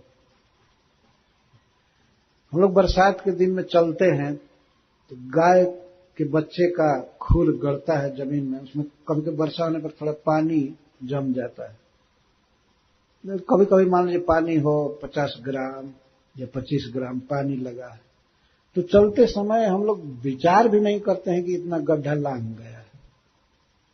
क्या उस गड्ढे को लांघने में कोई अब प्रयास करना पड़ेगा, कोई ब्रिज बनाना पड़ेगा, कैसे लांघे। एक तरफ युद्ध की भयानकता का वर्णन कर रहे हैं महाराज परीक्षित। पितामह में समरे, हमारे पितामह गण समर में अमरन जैर देवव्रतादा तीर्थैस्तिमिंगलैः, वो समर क्या था, वो एक महाजलधि के समान था, समुद्र के समान, और उसमें अमरन जय, देवताओं को भी जीतने वाले, देवताओं को भी वश में करने वाले, और इच्छा मृत्यु, भीष्म, पितामह आदि महारथी, अतिरथी, बड़े बड़े तिमिंगल मत्स्य की तरह भय उत्पन्न कर रहे थे। बड़े समुद्र में बड़े बड़े मत्स्य रहते हैं, तो उसमें एक तिमिंगल है। तिमी 10 योजन का होता है मत्स्य, 10 योजन का मत्स्य होता है। हमने देखा है कुछ बड़े बड़े जलचरों को, जल के हाथी को हमने देखा है अफ्रीका में। वो कभी तट पर आते थे और तैरते थे, तो कहा कि मैं पूछा कि इतना बड़ा ये कौन जीव है, तो जल का हाथी है। अंग्रेजी में कुछ दूसरा नाम है, हिंदी में उसको जल का हाथी कहते हैं। बहुत बड़े बड़े शरीर वाले जीव जल में रहते हैं। तो तिमी कहते हैं जो 10,000 योजन लंबा होता है और उसी अनुपात में मोटा होता है। 10,000 नहीं, 10,000 नहीं, 10 योजन, तो 1 योजन 4 कोस का होते हैं, 40 कोस, 80 माइल जीव होता है, उसको तिमी कहते हैं। और तिमी को भी तिमीमपि गिलती कंठे करोती स तिमिंगल, तिमी को भी अपने गले में जो ले ले उसको तिमिंगल कहते हैं। बताइए, 80 माइल मत्स्य को कोई खा जाए उसको तिमिंगल कहते हैं, वो कितना बड़ा होगा। वो ऐसे बताया गया है कि वो 100 योजन का होता है मत्स्य। ये भीष्म पितामह, कर्ण, कृपाचार्य, अश्वत्थामा, विकर्ण, ये सब तिमिंगल की तरह थे उस समर महासागर में, जिससे पार पाना तो कठिन था, असंभव था वास्तव में। पड़ते ही ये खा जाने वाले थे, युद्ध चालू हुआ कि ये मार देने वाले थे, ये अर्थ, इतना भयावह युद्ध हुआ। लेकिन ऐसे महासमर को हमारे पितामह वैसे पार कर गए भगवान को नौका बनाकर उनकी कृपा से, जैसे कोई रास्ता चलने वाला गोवत्स को पार कर जाता है। इन्हें कोई प्रयास नहीं करना पड़ा। उस विकट समर जो युद्ध महासागर में इनको तैरना नहीं पड़ा, परिश्रम नहीं करना पड़ा, आसानी से जीत गए। एक कविता में श्रीपाद शंकराचार्य ने इसको लिखा है कि उसको तो रण नदी कहते हैं। कौरवों की सेना या वो युद्ध, वो सेना क्या थी, एक भयावह बरसात में उमड़ी हुई नदी के समान थी। और पहाड़ी नदी बहुत विस्तार से, जैसे ब्रह्मपुत्र नदी है, इतनी भयावह, उसकी धारा बहुत जोर से गिरती है और बहुत तेज जाती है। उसमें कोई पड़ जाए नौका लेकर, नौका के साथ ही उसका पता नहीं चलेगा कहाँ गया, किसी पहाड़ से गिर करके और कंदरा में कहाँ कहाँ ऐसे। तो श्रीपाद शंकराचार्य वर्णन करते हैं, भीष्म द्रोण तथा तटा, भीष्म द्रोण तटा जयद्रथ जला, गांधार नीलोपला। कौरवों की जो सेना रूपी नदी थी, वो रण नदी, युद्ध नदी, उसके दोनों तट कौन थे? भीष्म पितामह और द्रोणाचार्य। भयानक तट, ऐसा नहीं कोई घाट बनाया हुआ चिकना, भयावह पहाड़ी नदी और उसके दोनों तट थे भीष्म पितामह और द्रोणाचार्य। भीष्म द्रोण तटा जयद्रथ जला, और जयद्रथ उसमें जल था, भयावह जल उमड़ा हुआ भरा हुआ बहुत तेज गति से। जयद्रथ जला, गांधार नीलोपला, और गांधार देश का राजा शकुनी, वो नदी में पहाड़ था, नीला नीला पत्थर था। वो नीला पत्थर जल में दिखाई नहीं पड़ता था। ये वास्तव में शकुनी बड़ा कपटी था। जैसे नदी में कभी कभी पत्थर छिपा रहता है, पता नहीं चलता है, कोई नौका लेकर चले तो नौका ही फट जाएगी, मर जाएगा वो व्यक्ति। तो गंधार राज शकुनी नीला काला पत्थर था उस नदी में, पूरा चट्टान शुरू से अंत तक वही सारा योजना किया था। बहुत बदमाश था शकुनी। तो वो नीले पत्थर की तरह था नदी में। और शल्य ग्राहवती, शल्य थे वे उस नदी के ग्राह थे। उसमें चलना तैरना तो बिल्कुल कठिन ही था, कोई भी खा जाता मर जाता है। शल्य ग्राहवती कृपेन बहनी, और कृपाचार्य उस नदी की धारा थे, प्रवाह थे। कर्णेन वेलाकुला, और कर्ण क्या था? उस नदी की वह तरंग था जो तट से टकराती रहती है। नदी जब उफनती है तो कभी कभी आपने देखा होगा तट से बहुत टकराती है, दोनों तट से चलती है। तो कर्ण उसमें वह तरंग था, वो लहर था जो बेला से तट से टकराती थी लहर। अश्वत्थाम विकर्ण घोर मकरा, अश्वत्थामा और विकर्ण ये घोर मकर थे उस रण नदी में। और दुर्योधनावर्तिनी, दुर्योधन उसमें आवर्त था, भंवर था। उस नदी में भंवर बहुत बड़े बड़े। दुर्योधनावर्तिनी, उस रण नदी में दुर्योधन भंवर का काम कर रहा था। सो तीर्णा खलु पांडव रण नदी कैवर्त कह केशव, पर उस नदी को पांडव पार कर गए, रण नदी को, क्योंकि नाविक केशव थे। कैवर्त कह केशव, केशव थे। भगवान उस रण नदी में नौका खे रहे थे। नौका खे रहे थे मतलब इनके आश्रय थे पांडवों के। तब तो नील पत्थर से, भंवर से, सबसे बचा बचा करके पार कर गए। सा उत्तीर्णा रण नदी, वह युद्ध की नदी पार कर ली गई पांडवई, क्योंकि कैवर्त कह केशव, क्योंकि मल्लाह भगवान कृष्ण थे, उसको पार कर गए। पर महाराज परीक्षित तो इससे भी और बात कह रहे हैं कि वो तो महासमर्थ था, भयंकर तिमिंगल से भरा हुआ, भयंकर जल जीवों से भरा हुआ। भीष्म पितामह आदि का नाम लेते, उनकी इच्छा मृत्यु थी। एक दिन में 10,000 महारथी को मारते थे, युद्ध करते थे। इन्होंने प्रतिज्ञा कर लिया कि या तो अर्जुन मारे जाएंगे युद्ध में एक दिन, और नहीं तो कृष्ण को अपनी प्रतिज्ञा तोड़नी पड़ेगी। भगवान ने प्रतिज्ञा किया था कि इस युद्ध में मैं बिना शस्त्र के सहायता करूंगा, शस्त्र ग्रहण नहीं करूंगा। भीष्म पितामह ने एक दिन प्रतिज्ञा कर लिया कल के युद्ध में। आज उन्होंने प्रतिज्ञा किया दुर्योधन से। दुर्योधन बहुत उनको बुरा बुरा बोल दिया, आप हमारे दादा है, ये है, वो है,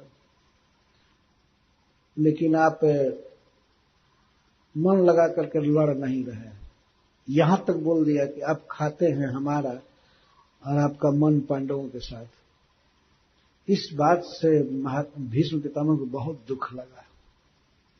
राज्य उनका था, उन्होंने विवाह नहीं किया, राज नहीं लिया, शंतनु महाराज के उत्तराधिकारी थे, अपने भाई को राज्य दिए, स्वेच्छा से राज त्याग दिए थे।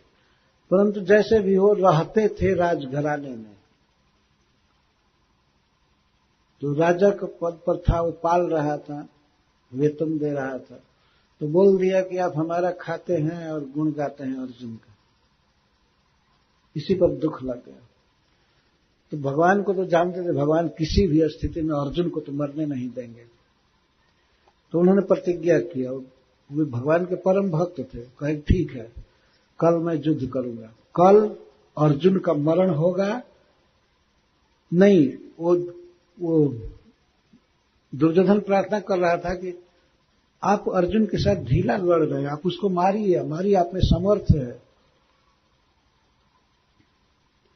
तो भीष्म पितामह ने कह दिया, भगवान कृष्ण जिसके रक्षक है उसको कोई नहीं मार सकता है, मैं किस गली में हूं, कोई नहीं मार सकता। मैं ये काम कर सकता हूं कि भगवान को बदनाम कर सकता। तो वो खुश हो गया दुर्योधन। तो ठीक है, कृष्ण से मैं शस्त्र ग्रहण करा करके रहूंगा। तो कहा यह भी बहुत बड़ी बात है, अगर कृष्ण की बदनामी हो सारी दुनिया में कि ऐसा अधम क्षत्रिय है कि प्रतिज्ञा किया कि शस्त्र नहीं उठाऊंगा और उसने उठा लिया, तो ठीक है, ठीक है। उन्होंने प्रतिज्ञा की, आज जो हरि ही न शस्त्र गहाऊं, तौ लाजो गंगा जननी को, शांतनु सुत न कहाऊं। यदि मैं कृष्ण को आज शस्त्र नहीं ग्रहण करा सका तो मैं अपने माता की लज्जा को खत्म, मतलब धिक्कार होगा कि मैं माता गंगा का पुत्र हूं और हमारे पिता शांतनु जी हैं, ये कहने में भी मुझे शर्म लगेगी। चंदन भंज महार धनु भंज, मैं कल रथ तोड़ दूंगा बाणों से, अगर कृष्ण शस्त्र नहीं उठाए। अर्जुन का रथ तोड़ दूंगा, उनका महाधनुष गांडीव नष्ट कर दूंगा, ये करूंगा वो करूंगा, कहने लगा। और सारा कुरुक्षेत्र केवल खून से लथपथ हो जाए, कल हमको देखेंगे मैं किस तरह से युद्ध कर रहा हूं। और वास्तव में उन्होंने भयानक युद्ध किया। अर्जुन ने 18 दिन के युद्ध में बिल्कुल आहत नहीं हुए, किसी का बाण कभी नहीं लगा, भीष्म पितामह का भी बाण नहीं लगा उन पर, क्योंकि भगवान थे। लेकिन इतनी फुर्ती से भीष्म पितामह बाण चला रहे थे कि अर्जुन तर्कस से बाण निकालते थे, संधान करते थे, छोड़ते थे। ये करने में उनको पसीना आ गया। पसीना, भगवान चाहते थे कि अर्जुन की दशा करूं, हमको शस्त्र उठाने का मौका मिले। तो अर्जुन का बाण थोड़ा सा धीमा आया, क्योंकि वो बाएं हाथ से नहीं दाहिने हाथ से अपना पसीना पोंछे। थोड़ा बाण जाने में थोड़ा सा देर हुआ तो भगवान ऐसे देखिए कहीं, अरे ये तो तुमको मार ही डालेंगे, कूद गए रथ से। अर्जुन इसका मतलब थक गए, पसीना पोंछे। तो भगवान कूद गए रथ से और एक टूटे हुए रथ का चक्का लेकर के पहिया और भीष्म पितामह को मारने चले। उनको आते देख करके भीष्म पितामह तो हाथ जोड़कर खड़े हो गए, धनुष रख दिए, कहे आइए आइए प्रभु, आप मेरा वध कीजिए, आप मेरा वध करेंगे तो मैं वैकुंठ जाऊंगा, आपके पास जाऊंगा, आइए, ये कहने लगे। लेकिन जब ही कृष्ण कूदे रथ से तब ही अर्जुन उनको पकड़ने के लिए चले, उनको पकड़ लिए, कमर पकड़ लिए, और तब भी भगवान उनको ठठेरते हुए चले जा रहे थे। तो कहते नहीं नहीं नहीं, मैं इनको मारूंगा। अरे तुम युद्ध में इतना कमजोर हो रहे हो। अर्जुन कहते नहीं नहीं, अरे आपका अपजस होगा, आप शस्त्र उठा लिए, रुकिए रुकिए रुकिए। अर्जुन को कृष्ण की चिंता थी, इनकी अपकीर्ति न हो, और भगवान को अर्जुन की चिंता है। तो इस तरह से भगवान ने अस्त्र उठा लिया था। ऐसी अनेक घटनाएं हैं। उस रण नदी में भीष्म पितामह आदि तिमिंगल थे, लेकिन जटप्लवाह, जिनको नौका बना करके हमारे पितामह वत्स पदम, जटप्लवाह नौका बना करके वत्स पदम कृत्वा अतरन, उस महायुद्ध समुद्र को, महासागर के वे लोग बछड़े के खुर का गड्ढा बना करके पार हो गए। वत्स पदम कृत्वा अतरन, पार हो गए। उसी घटना की महाराज परीक्षित अपने जीवन के शेष में याद कर रहे हैं। भगवान हमारे पितामहों से कितना प्रेम किए, अर्जुन से विशेष करके। अर्जुन के सामने, युधिष्ठिर के सामने सारी दुनिया को झुका दिए। सारे राजा राजसूय जग में आया करके प्रणाम किए थे, भेंट दिए थे महाराज युधिष्ठिर। उसी युद्ध के यज्ञ के उपक्रम में जरासंध मारा गया था। तो ये भगवान का स्नेह था पांडवों के प्रति। प्रथम स्कंद में महाराज परीक्षित सुखदेव गोस्वामी से कहे हैं कि आपको भगवान कृष्ण ने भेजा है इस स्थान पर।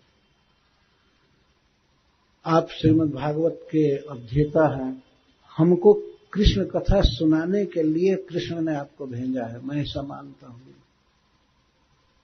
तो आज भी वही बात कह रहे हैं कि हमारे पूर्वजों से, पितामहों से भगवान बहुत स्नेह करते थे, तो हमसे भी करते हैं। और इतना कहकर के कहते हैं, हमारे पितामहों से तो श्री कृष्ण प्रेम करते ही थे, हमारे साथ तो हमारा जो इस सामने शरीर है आपके, ये कृष्ण के द्वारा रक्षित हुआ है, कृष्ण इसको बचाए हैं।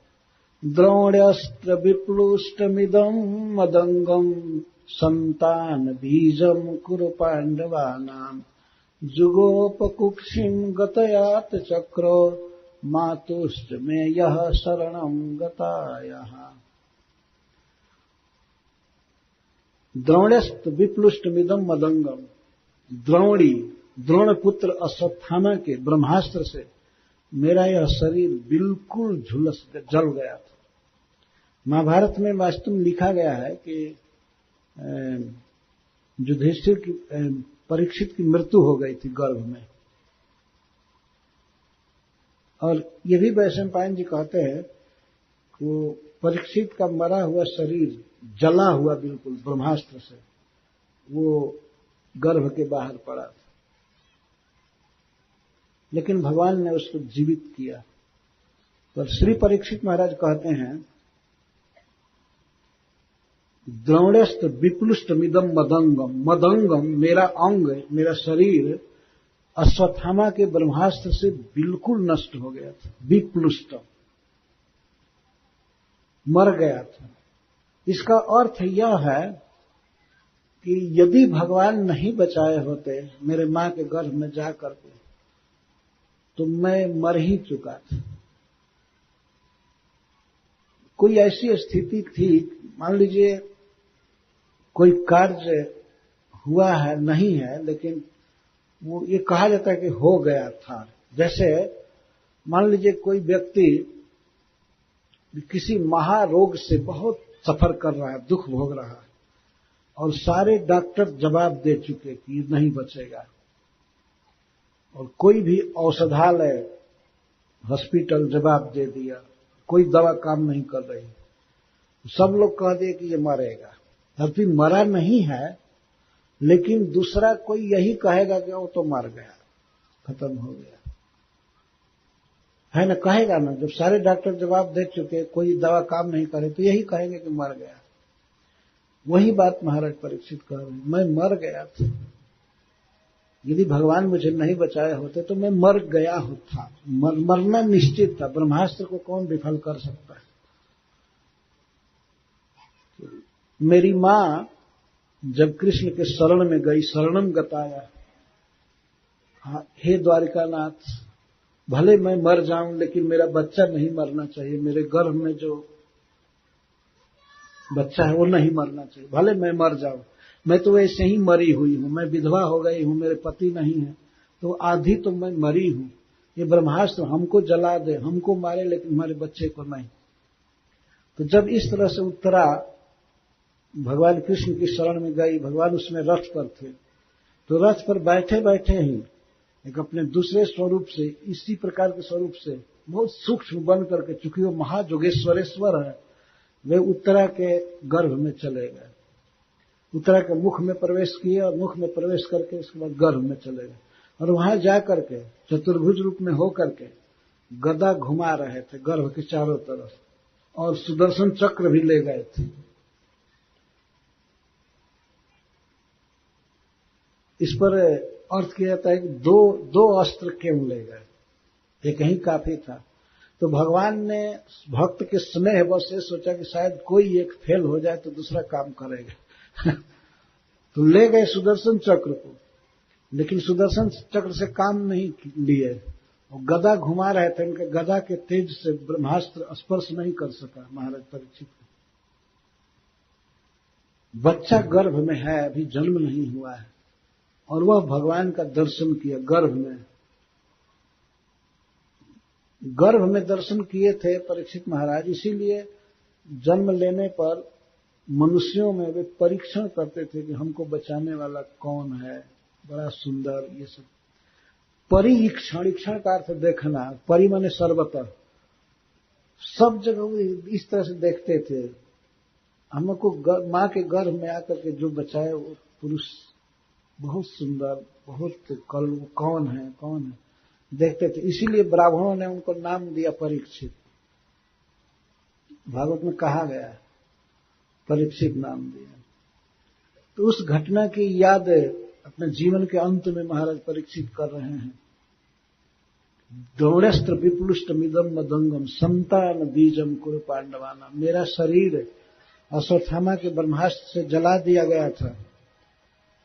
जो शरीर कौरव और पांडव का एकमात्र संतान बीज, वास्तव में कौरव और पांडव एक ही परिवार के थे, तो कौरवों के पक्ष के सब लोग मर गए थे, और पांडवों में भी अब पांडवों के बाद एक ही संतान बचा हुआ था। अश्वत्थामा इस पृथ्वी को पांडवहीन करना चाहता, तो 6 ब्रह्मास्त्र मारा, 5 पांडवों पर और 1 उत्तरा के गर्भ पर, ये 6 ही बचे थे। पूरा पांडव वंश समाप्त हो जाए, कौरव वंश समाप्त हो जाए इस पृथ्वी।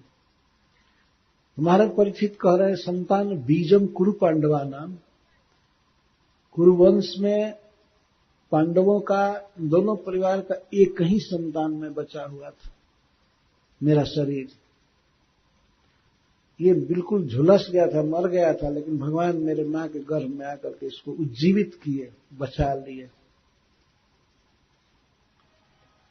द्रोणस्थ विप्लुष्ट मिदम मदंगम संतान बीजम कुरु पांडवानाम जुगोप कुक्षिम गत आत्चक्रो मातुश्च में यह शरणम गताया।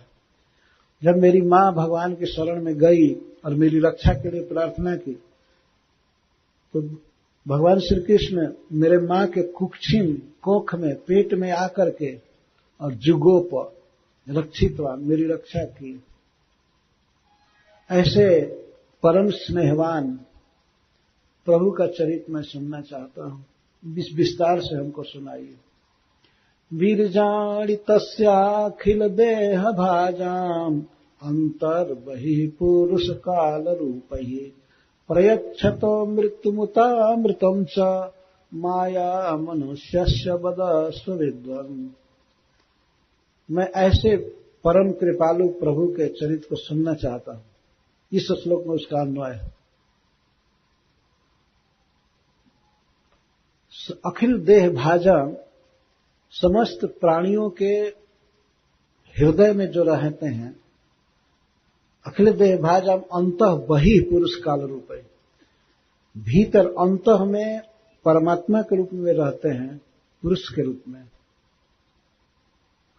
सभी प्राणियों के अखिल देह भाजम, अखिल का अर्थ होता है समस्त, खिल का अर्थ होता है अधूरा, अखिल मतलब समस्त, पूर्ण। सभी प्राणियों के भीतर जो पुरुष रूप से परमात्मा के रूप में निवास करते हैं और बाहर काल रूप से रहते हैं। काल के कई अंग हैं, जैसे पल है, मुहूर्त है, घंटा, दिन, सप्ताह, पक्ष, महीना, साल, कई अंग हैं काल के। जैसे बहुवचन का प्रयोग कर रहे हैं, वही काल रूप है। काल रूप से भीतर पुरुष रूप से है अंतः में, और बाहर काल रूप से है। तो वे जो लोग अंतर्मुख रहते हैं, भगवान पर विचार करते हैं, उनको तो अमृत देते हैं, मोक्ष देते हैं भगवान। और जो बहिर्मुख हैं, संसार के भोगों में रचे कचे हैं, उनको मृत्यु देते हैं, मरण जगत देते हैं। एक ही श्री कृष्ण एकाब करते हैं। तो कुछ ऐसे भाग्यशाली जीव होते हैं जो अंतः पर ज्यादा ध्यान देते हैं, भगवान पर। बाहर के भोगों पर इतनी चिंता नहीं रखते। तो जो बाहर के भोगों में आसक्त नहीं होते हैं, अंतर्मुख होकर के भगवान की भक्ति करते हैं, उनको भगवान अमृतम जच्छति, मुक्ति देते हैं संसार बंधन से, अपना स्वरूप देते हैं। लेकिन जो बहिर्मुख हैं, भोगों में पड़े हुए हैं, उनको काल रूप से मृत्यु देते हैं। ये शरीर तो छूटता ही है, इसके बाद भी जन्म मरण का चक्कर लगा रहता है। संसार में भोगों की इच्छा ही जीव के बंधन का कारण है। इसलिए ये चाहिए व्यक्ति को कि वो भगवान पर दृष्टि करे, अंतः में दृष्टि करे भगवान पर, और भगवान में अंतः दृष्टि करके भगवान की कथाओं को सुने, नाम उच्चारण करे। तो ऐसे व्यक्ति को भगवान अमृतम जच्छति, नित्य जीवन देते हैं, शाश्वत वैकुंठ में आवास देते हैं, चिन्मय देह मिलता है, स्वरूप मिलता है। तो ऐसे प्रभु की कथा को मैं सुनना चाहता हूं, कृपया करके हमको सुनाइए। तबे अब सुखदेव गोस्वामी ये प्रश्न कर सकते हैं कि महाराज परीक्षित, मैं कहां से चालू करूं? कृष्ण लीला तो अथाह है। तब महाराज परीक्षित कहते हैं, रोहिण्यास्तनयः प्रोक्तो रामः संकर्षणस्त्वया देवक्या गर्भ संबंध कुतो देहांतरम विना। जब आप देवकी के पुत्रों को गिना रहे थे, रोहिणी के पुत्रों को गिना रहे थे, तो उसमें भी आप बलराम जी को गिनाए कि वे रोहिणी के पुत्र हैं। और फिर जब देवकी के पुत्र को गिना रहे थे, तो देवकी के पुत्रों में भी इनकी गणना की। रोहिण्यास्तनयः प्रोक्तो रामः संकर्षणस्त्वया, तो देवक्या गर्भ संबंध कुतो देहांतरम विना।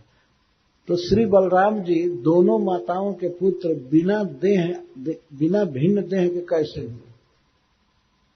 ये पहला प्रश्न है 10वें स्कंध में। श्री बलराम जी बड़े भाई हैं, इसीलिए बड़े भाई के विषय में पहला प्रश्न हो रहा है। अच्छा है।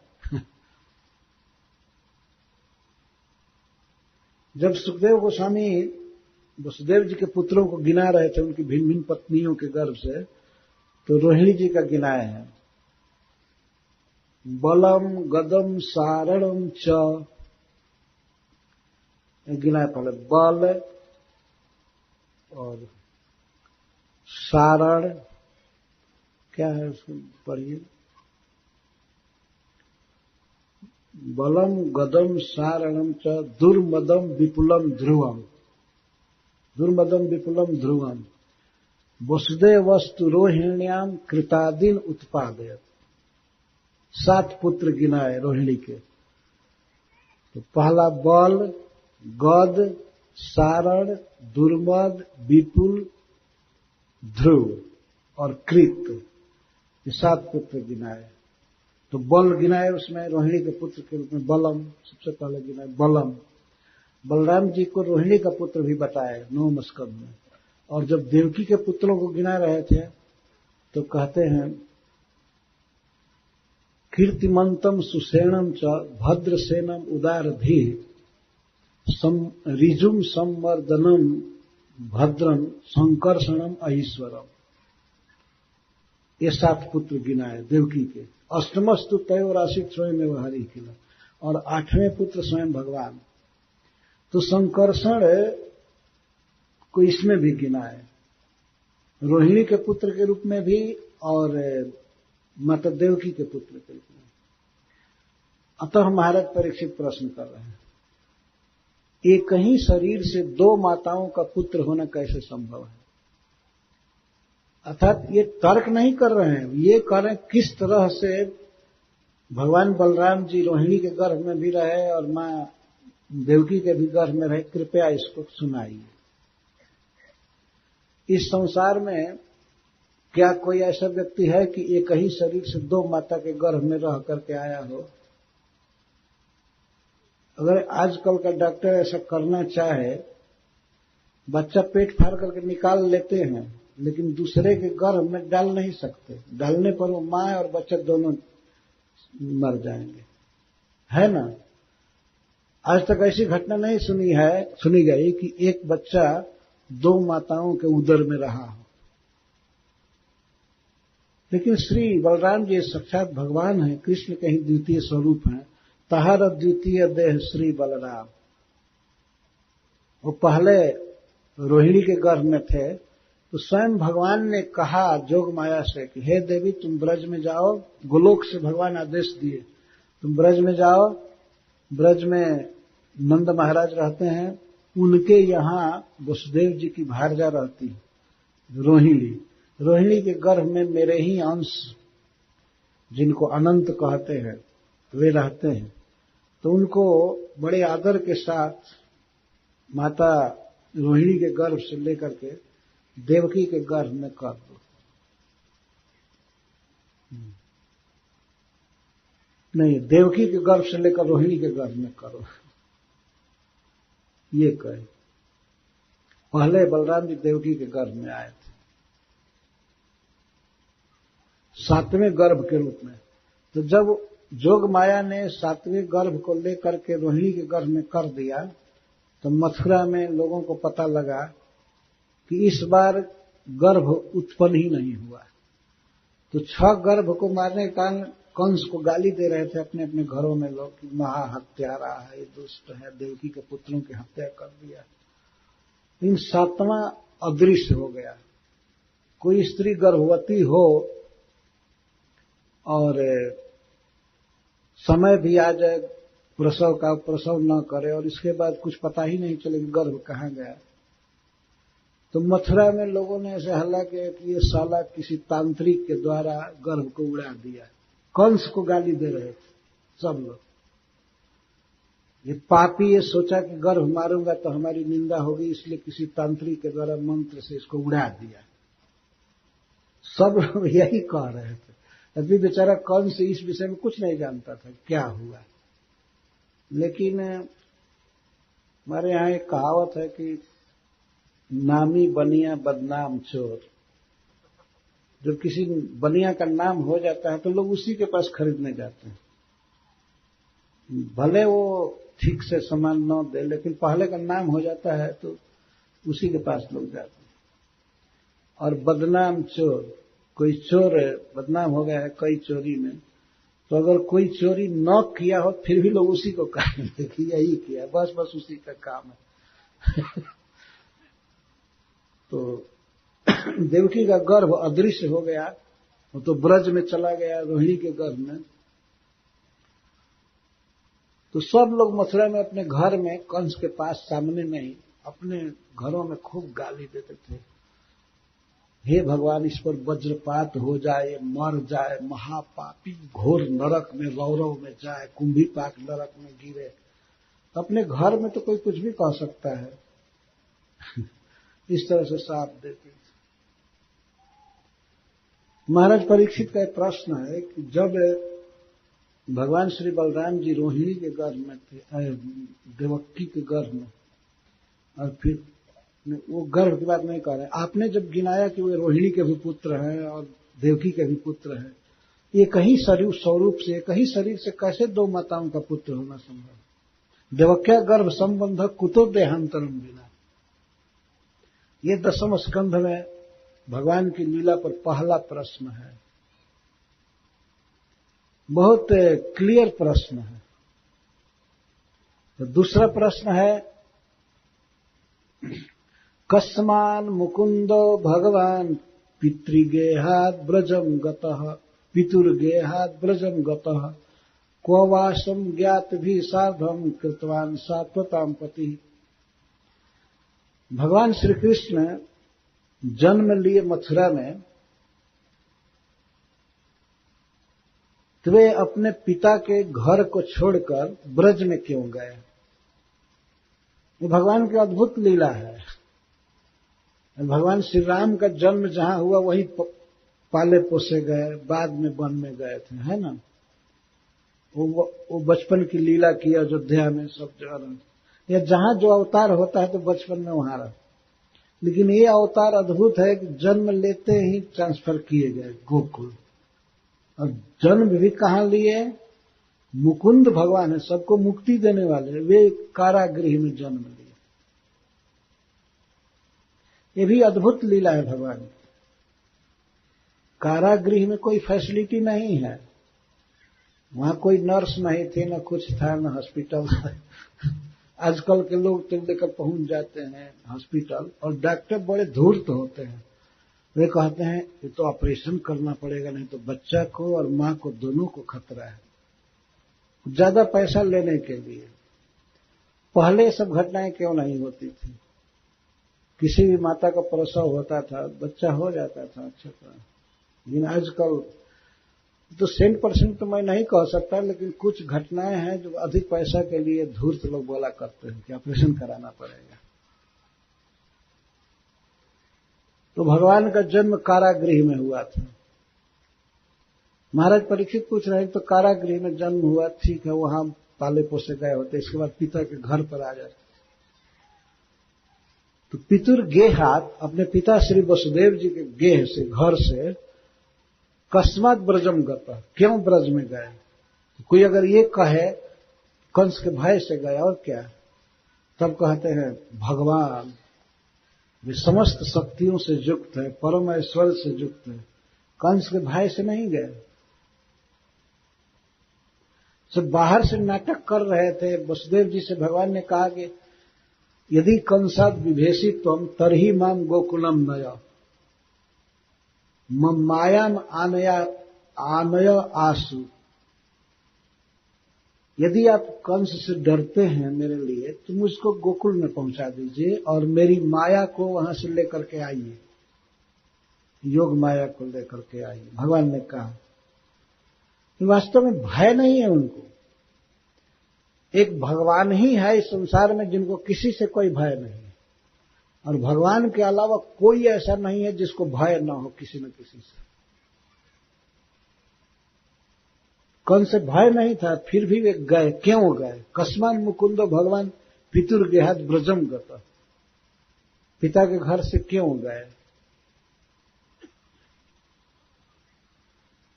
और ब्रज में क्यों गए? इन सब का उत्तर आएगा। क्यों गए? ब्रज में प्रेममय विहार करने के लिए गए। वास्तव 10वें स्कंध में इसका उत्तर आ रहा है, बहुत पहले, कई अध्यायों में उत्तर आएगा लीला वर्णन द्वारा। और क्व वासम ज्ञात भी सार्धम कृतवान सात्वताम पति, और अपने ब्रजवासी स्वजनों के साथ वे कहां कहां वास किए, ब्रज में 84 कोस में कहां कहां वास किए। तो मुख्य रूप से यह संकेत है कि वे पहले महावन में गए और इसके बाद वृंदावन में गए। स्थान बदलते रहते थे, क्योंकि गोप लोग जो गाय चराते हैं तो वे स्थान बदलते रहते हैं। ये कहीं जगह सारी गाय रखेंगे तो घास चर करके खत्म कर देंगे, पानी की समस्या होगी, तो वो लोग गौओं को ले करके डेरा बदलते रहते। तो महाराज परीक्षित पूछ रहे कौ आश्रम ज्ञात भी साधन, अपने गोपों के साथ स्वजनों के साथ कहां कहां वास किए। कभी काम वन में वास किए, कभी महावन में, कभी वृंदावन में। अब वृंदावन में भी कभी गिरिराज जी के तलहटी में रहे, जैसे गिरिराज धारण करना था तो राधा कुंड के पास एक गांव है वहां रहे थे। यह भी बहुत महत्वपूर्ण प्रश्न है, कहां कहां वास किए ब्रज में। ब्रज का एक एक इंच परम महिमामय है, परम महान है, तो वहां पर आवास के विषय में प्रश्न कर रहे हैं। ब्रजे वसन किम करोन मधुपुरज्याम च केशवः, और ब्रज में रह करके कौन कौन काम क्या क्या लीला किए। ब्रजे वसन किम करोन, ब्रज में वास करते समय क्या क्या लीला किए। और मधुपुरज्याम च वसन किम करोन, और मधुपुरी में रह करके भगवान क्या क्या लीला किए। मथुरा में जब आए 11 वर्ष के बाद, तो मथुरा में क्या क्या लीला किए और ब्रज में क्या क्या लीला किए। और इसके साथ एक प्रश्न कर रहे हैं, एक और, मथुरा में भगवान की एक विचित्र लीला हुई। मातुरद्धा तदर्हणम कंसम चावधित भ्रातरम चावधित कंसम मातुरद्धा तदर्हणम, अपने माई के भाई को क्यों मारे, मतलब कंस का वध क्यों किए। कंस मातु भ्रातरम, मां का भाई था, तो मां के भाई का अर्थात अपने मामा का क्यों वध किया। इस संसार में कोई अपने स्वजन का थोड़े वध करता है, शत्रु का वध करता है, लेकिन भगवान अपने मामा का वध किए। तो ये भी प्रश्न बहुत महत्वपूर्ण है, क्यों वध किया, और वो भी अद्धा, अद्धा का अर्थ साक्षात अपने हाथ से मारे। कंस को मारने में भगवान ने किसी अस्त्र का प्रयोग नहीं किया, उसका केस पकड़ करके ऊंचे मंच से अखाड़ा में पटक दिया और उस पर कूद पड़े और मर गए। लेकिन डायरेक्ट मारना हुआ ना, अस्त्र से मारे, किसी से मारे। तो कहने का अगर मामा खराब भी था तो दूसरे से मरवा दिए होते या विष दिलवा दिए होते, कुछ स्वयं क्यों मारे। अतदर्हणम, वास्तव में वह इस काम के योग्य नहीं होता है, मामा का वध नहीं करना चाहिए। पर भगवान क्यों किए, इसका अर्थ है कि वे सुनना चाहते हैं कि कंस किस तरह से पाप किया जिसके कारण भगवान को मारना पड़ा। सारी लीला के विषय में प्रश्न है। कंस का वध मथुरा में हुआ था, तो मथुरा में वो ये लीला क्यों किए। देहम मानुष माश्रित्य कति वर्षाणि वृष्ण भी जदुपुरजम, क्या है, जदुपुरजम सहावासित पत्न्यः कत्य भवन प्रभु। अपना मनुष्य विग्रह प्रकट करके भगवान ने द्वारवती में, द्वारका जी में कितने वर्ष रहे, कति वर्षाणि। और भगवान की पत्नियां कितनी थी। इस अवतार में एक और विशेषता है कि भगवान बहुत पत्नियां बनाए। केवल संख्या नहीं सुनना चाहते, कहते कति पत्नियां अभवन, कितनी पत्नियां हुई। ये पूछ रहे हैं किससे कैसे कैसे विवाह हुआ और कैसे भगवान गृहस्थी का निर्वाह करते थे, ये सब सुनाइए हमको। तो 3 जगह का प्रश्न हुआ, एक तो बलराम जी के विषय में प्रश्न हुआ और 3 स्थान के विषय में। गोकुल में अथा ब्रज में क्या किए, मथुरा में क्या किए और द्वारका में क्या किए। 3 ही स्थान मुख्य है भगवान के लीला का। और भी स्थान है जैसे कुरुक्षेत्र है, लेकिन कुरुक्षेत्र को द्वारका में रह करके वो जो लीला किए थे कुरुक्षेत्र में, उसमें समाहित कर लिया तो गोकुल में, मधुपुरी में और जदुपुरी में, जदुपुरी मतलब द्वारका में वे क्या क्या लीला किए। एतत् अन्यच्च, मैं इसको सुनना चाहता हूं, जो मैं प्रश्न किया हूं वो भी सुनाइए, और जो नहीं पूछा हूं वो भी कहिए। अन्यच्च सर्वम कृष्ण विचेष्टितम्, भगवान कृष्ण ने जो जो किया है सब सुनाइए। 3 दिन में कैसे सुनाएंगे, लेकिन यह उत्कंठा है। मथुरा में क्या, गोकुल में क्या किए, मधुपुरी में क्या किए और जदुपुरी में क्या किए, ये सुनाइए। भगवान किस किस तरह से विवाह किए, किस तरह से लीला किए, सब। एतत् अन्यच्च, यह सुनाइए जो मैं पूछा हूं, और अन्यत का अर्थ है जो मैं नहीं पूछा हूं वो भी सुनाइए। जो पूछा हूं वो भी सुनाइए, जो नहीं पूछा हूं वो भी सुनाइए, और चकार से आप जो भी जानते हैं सब सुनाइए, 4 शब्द से। और एतद अन्यच्च सर्वम में मुने कृष्ण विचेष्टितम वक्तुम अर्हसि सर्वज्ञ सद्दधानाय विस्तृतम। आप सर्वज्ञ हैं, आप मुनि हैं, हम तो पूछना भी नहीं जानते हैं, हम जो पूछे उसको सुनाइए, जो नहीं पूछे हैं उसको सुनाइए। आप सर्वज्ञ होने के नाते जो जानते हैं कृष्ण के विषय में सब सुनाइए, और वो भी विस्तृतम, विस्तार से सुनाइए। सद्दधानाय, मैं सुनने का श्रद्धालु हूं, मैं सुनने के लिए तड़प रहा हूं, आप हमको सब सुनाइए। और विस्तृतम, महाराज परीक्षित बार बार कह रहे विस्तृतम। 9वें स्कंध में कृष्ण लीला का वर्णन किए सुखदेव गोस्वामी, तो महाराज परीक्षित को ऐसे लगा किसी महाप्यासे व्यक्ति को एक सीकर दिया गया, सीक से बोर करके पानी में, और जो छिड़का जाता है तो उसका बिंदु बनता है, उसको सीकर कहते हैं। कोई व्यक्ति प्यासा है जिसको 1-1.5 लीटर पानी चाहिए, उसको सीक का एक सीकर पिलाया जाए तो तृप्त होगा और प्यास बढ़ जाएगी। तो ये दशा महाराज परीक्षित के, इसलिए बार बार विस्तरात, विस्तृतम, सर्वम कृष्ण विचेष्टितम, कृष्ण की सारी लीलाओं को सुनाइए। तो इस पर मान लीजिए सुखदेव गोस्वामी अगर कहें कि महाराज आप भूख और प्यास से व्याकुल हैं, पीड़ा है आपको, आप कैसे सुनेंगे कृष्ण की लीला, ये प्रश्न हो सकता है। खाए नहीं है, पानी नहीं पिए हैं, आपको दुख हो रहा होगा। नहीं नहीं नहीं नहीं, कोई दुख नहीं है, बल्कि सुख है। नैषाति दुःसहा क्षुन्माम त्यक्तोदमपि बाधते पिबंतम तन्मुखाम भोज च्युतम हरि कथामृतम। मैं त्यक्तोदम अपि, मैं जल भी छोड़ चुका हूं, भोजन छोड़ चुका हूं, जल छोड़ चुका हूं, फिर भी ऐसा च्युत, यह भूख जो उस समय लगी थी, जब मैंने मुनि के गले में सर्प डाला था, उस समय जो भूख लगी थी, उसके बाद मैं फिर पानी नहीं पिया था, पानी नहीं पिया, खाया नहीं, लेकिन फिर भी यह भूख हमें न बाधते, कोई बाधा नहीं दे रही है, क्योंकि मैं अमृत पी रहा हूं। जल छोड़ दिया हूं लेकिन अमृत पी रहा हूं, जो आपके मुख कमल से अमृत झर रहा है, मुखचंद्र से, उसे पी रहा हूं। पिबंतम तन मुखाम भोज च्युतम हरि कथामृतम, मैं भगवान कृष्ण के कथामृत को पी रहा हूं। तो जब किसी व्यक्ति को अमृत मिल रहा है तो पानी की क्या जरूरत। मुझे कोई दुख नहीं है, भूख पीड़ा नहीं दे रही है।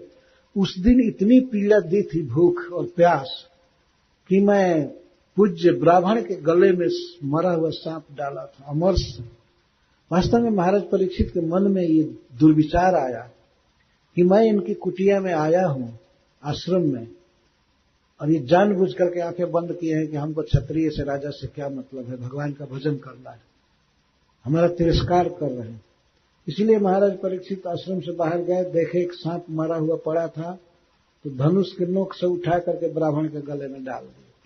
ये हमको माला नहीं पहनाया तो इसको ये माला पहना।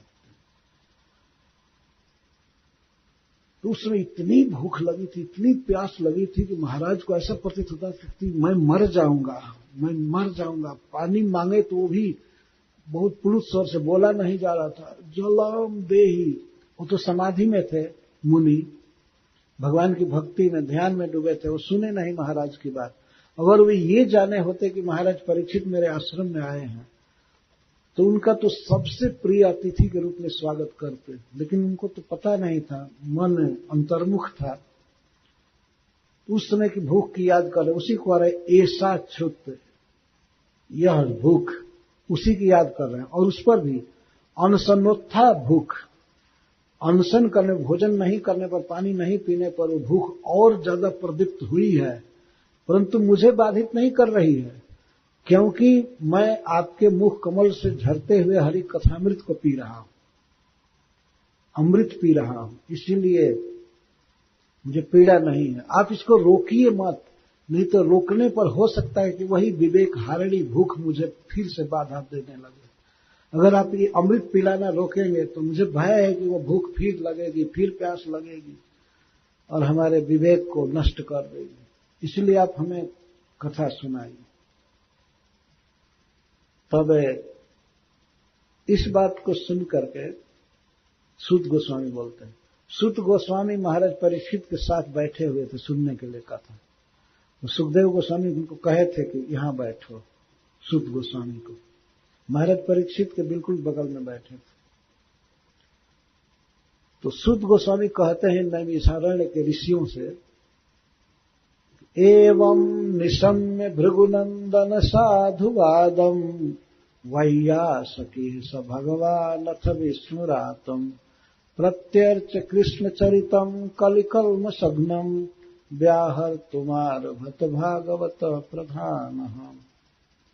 सूर्य कहते हैं कि हे भृगुनंदन, हे भृगु वंश का आनंद बढ़ाने वाले शौनक जी, जब इस प्रकार से महाराज परीक्षित ने साधुवाद बोला, साधुवाद मतलब समीचीन प्रश्न, बहुत सुंदर बात, वाद का अर्थ होता है बात, तो साधु माने सम्यक, बहुत सुंदर बात।